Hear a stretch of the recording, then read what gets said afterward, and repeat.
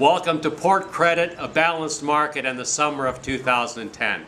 Canada's housing market is expected to cool off slightly this year and next, but isn't at the risk of falling victim to the U.S.-style foreclosure crisis anytime soon. Canada will continue to do well in comparison to our neighbors to the south.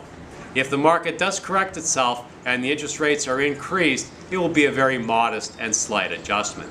This is because the lending practices have always been more sound than in the U.S. The likelihood of Canada having a meltdown like they had in the U.S. is extremely low.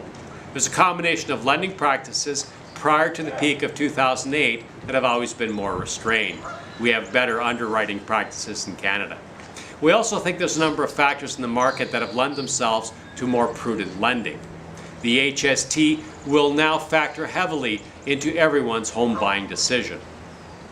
Reviewing the most recent Toronto Real Estate Board statistics, sales are moving along well and the inventory numbers are continuing at a pace that is typical for this season of the year. For May of 2010, there were 9,460 sales reported to the Toronto Real Estate Board. Unlike recent record-breaking months, this falls below record-breaking territory that we did in 2007, but is similar to other May months where we had strong sales in 2006 through 2010. Currently, there are 25,000 homes for sale in the City of Toronto in the GTA, up from 22,600 last month. The adjusted average is actually a slight decrease in the available number of homes between April and May. You're seeing more signs because things are taking a few days longer to sell.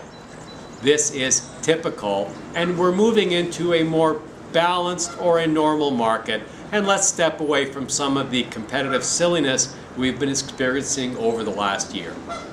This means there will be a greater likelihood that there will be a correction or a softening of house prices rather than a continued increase in 2010. We expect the market to continue cooling throughout the year and continue to cool into 2011. The TD Bank Economic Report predicts prices will decrease by 2 or 3% by the end of 2011.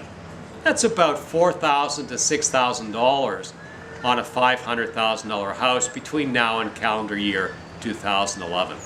Professional promotion, marketing, Google presentation, proper pricing are more important now than ever to have your property hit the market at the right price the first time, attract a willing buyer, and be sold within a few weeks. Call David Pylyp, 647-218-2414, and join me in Port Credit. Thanks.